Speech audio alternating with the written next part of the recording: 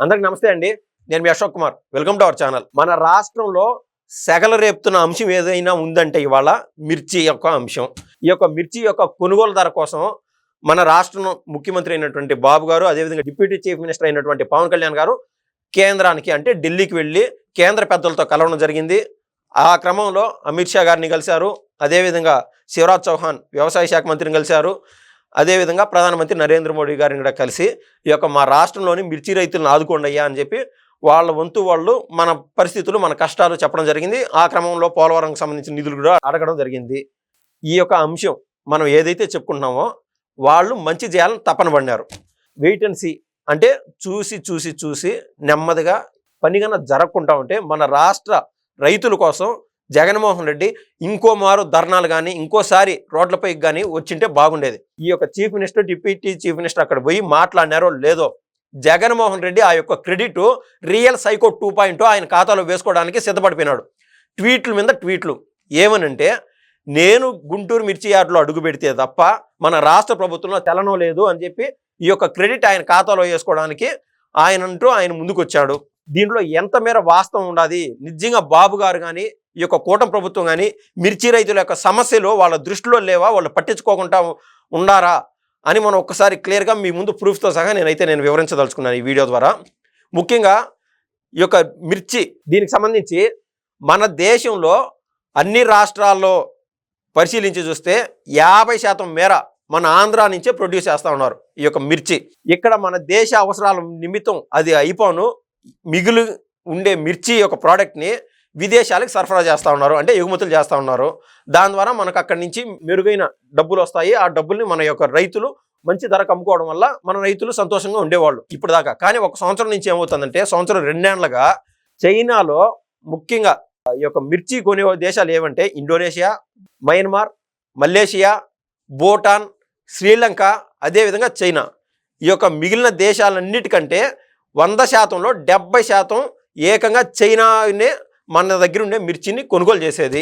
కానీ ఒక సంవత్సరంన్నర నుంచి చైనా ఏం చేసిందంటే మన దగ్గర కొనడం తగ్గించేసింది. ఎందుకంటే వాళ్ళ అవసరాలు తక్కువ అయిపోయినాయో ఏ విధంగా మనకు తెలియదు, కానీ మన ఎగుమతులు అనేది తగ్గిపోయినాయి.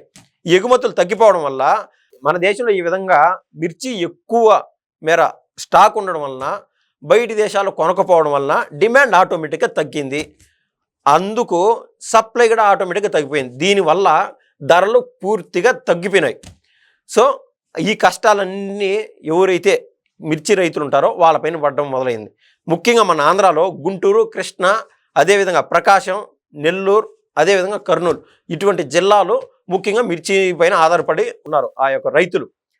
ఈ క్రమంలో అయ్యా మాకు ఏదన్నా మద్దతు ధర కల్పించండి అని చెప్పి రైతుల నుంచి ఈ యొక్క ఫోర్స్ ఎక్కువ ఉంది. రైతుల నుంచి వాళ్ళ కష్టాలు చెప్పుకోవడం వల్ల ప్రభుత్వం పైన కూడా ఒత్తిడి ఎక్కువ ఉంది. రైతులు ఏ విధంగా అయినా వాళ్ళు మాకు కష్టాలు ఉన్నాయని ప్రభుత్వంతో చెప్పకముందే ఇప్పుడున్నటువంటి కూటమి ప్రభుత్వం పెద్దన్న పాత్ర తీసుకొని ఎప్పటికప్పుడు కేంద్రంతో చర్చలు చేయడము, కేంద్ర మంత్రులతో మాట్లాడటము, లావు శ్రీకృష్ణదేవరాయల ద్వారా కావచ్చు, అదేవిధంగా పెమ్మసాని చంద్రశేఖర్ గారు కావచ్చు అంటే కేంద్ర మంత్రి, అదేవిధంగా ఎంపీ రామ్మోహన్ నాయుడు ద్వారా కావచ్చు, ఎప్పటికప్పుడు కేంద్ర మంత్రులతో కలిసి మన యొక్క బాధలు చెప్పుకొని మిర్చి రైతులను ఆదుకోమని వాళ్ళు చెప్తా ఉన్నారు. కానీ సాక్షి కానీ ఈ బులుగు మీడియా కానీ ఏం చేస్తుందంటే, ఆల్రెడీ ఈ యొక్క జగన్మోహన్ రెడ్డి గుంటూరు మిర్చి యార్డులో అడుగుపెట్టి తప్పు చేశాడు, అందరికి విదితమే. ఎందుకురా అంటే అది ఎన్నికల కోడ్ అమల్లో ఉన్నది. 7-8 సెక్షన్లు రిజిస్టర్ అయ్యాయి. ఇది వేరే సబ్జెక్టు కావచ్చు కాక, కానీ జగన్మోహన్ రెడ్డి గోతికాడ నక్కల మాదిర కాపు కాసే తత్వం, శవాల మీద పడే చిల్లరని ఏరుకునే రకం. దీన్ని బట్టే మనకు అర్థమవుతుంది. జగన్మోహన్ రెడ్డి చెప్తాంది ఏంటంటే, నేను గుంటూరు మిర్చి యార్డులో అడుగుపెట్టే వరకు కూడా మన రాష్ట్ర ప్రభుత్వంలో చలనం లేదు అని ఆయన చెప్పాడు కదా. ఏ విధంగా చలనం లేదు, ఎప్పుడెప్పుడు ఈ యొక్క కూటమి ప్రభుత్వం కేంద్రంతో చర్చలు చేసింది, రైతుల కోసం ఏ విధంగా పాటుపడింది అనేది మీ ముందు ఒకసారి చెప్తాను. దాన్ని బట్టి జగన్మోహన్ రెడ్డి యొక్క ఆలోచన, ఆయన యొక్క అభిశంసన ఏ విధంగా ఉండదో మీ యొక్క ఆలోచనని కామెంట్ రూపంలో దయచేసి చెప్పండి. జగన్మోహన్ రెడ్డి వ్యక్తిగతంగా ఏమనుకుంటున్నాడంటే, నేను వస్తేనే కేంద్రంలో కదలిక అంటే మన రాష్ట్ర ప్రభుత్వం ద్వారా సో నేనే మేలు చేశాను అనుకుంటున్నాడు. ఈయన పోకడ ఏ విధంగా ఉందంటే, కోడి అరిస్తేనే సూర్యుడు బయటకు వచ్చినట్టు ఆయన యొక్క పోకడ ఉన్నది. నిద్రలేసి నేను అరవడం వల్లే కదా సూర్యుడు పొద్దు మొలిచింది అని అనుకుంటున్నాడు. సూర్యుడు రావడం అనేది ప్రకృతి విదితమే. బాబు గారు అదేవిధంగా డిప్యూటీ చీఫ్ మినిస్టర్ అయినటువంటి పవన్ కళ్యాణ్ గారు ఎప్పుడు జనం గురించి ఆలోచన ఉండదనేది 100% కరెక్ట్ అయిన విషయం.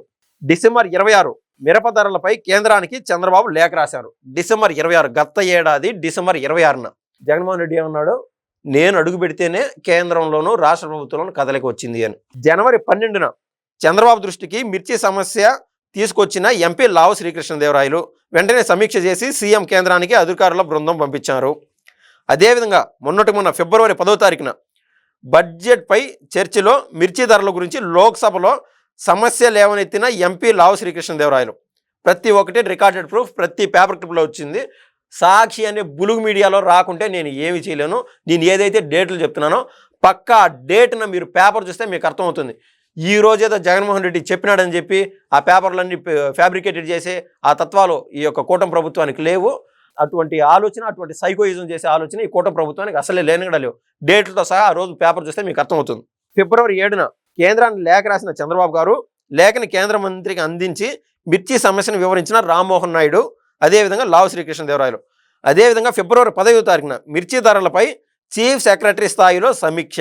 ఫిబ్రవరి 15న ప్రతి ఒక్కటి మిర్చి దీని గురించే. మిర్చి రైతులకి మేలు చేయాలనే ఆలోచన తపనలో రాష్ట్ర ప్రభుత్వం ఉన్నదనేది మనకు కళ్ళ ముందర తేట తెల్లమవుతూ ఉన్నది. ఫిబ్రవరి 18న కేంద్రానికి మరోసారి లేఖ రాసిన చంద్రబాబు గారు. ఫిబ్రవరి 20న కేంద్ర మంత్రితో ముఖ్యమంత్రి భేటీ. ఫిబ్రవరి 21న ఉన్నత స్థాయి సమీక్ష చేసిన కేంద్ర మంత్రి. గత 5 ఏళ్లలో ఏనాడు రైతుల మొహం చూసినోడుగా జగన్మోహన్ రెడ్డి అందరికీ తెలిసిందే. మహా అంటే అమావాస్యకి పౌర్ణమికి వచ్చి, అమావాస్యకి పౌర్ణమికి అంటే అది ఎక్కడ లేనండి, 15 రోజులకు ఒకసారి వస్తూ ఉంటాయి అమావాస్య పౌర్ణమి.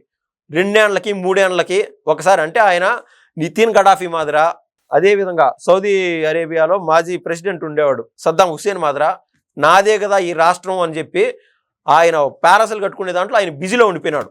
ఆయన ఈరోజు రైతు సమస్యల గురించి వచ్చి మాట్లాడుతూ ఉంటే దెయ్యాలు వేదాలు వల్లించేట్టు ఉన్నాయి. సో మన రాష్ట్ర ప్రభుత్వం ఏదైనా మేలు చేస్తూ ఉంటే సాధ్యమైతే వీళ్ళ వంతు వాళ్ళ సహకారం అందించాలి. కానీ మీరు చేసే మేలు నా వల్లనే అని చెప్పి ఈ 2.0 సైకోయిజం జగన్మోహన్ రెడ్డి చూపించడం చాలా విచారకరం, చాలా బాధాకరం. ఇది రాష్ట్ర ప్రజల కర్మ అని నేనైతే స్పష్టంగా చెప్పగలను. ధన్యవాదాలు.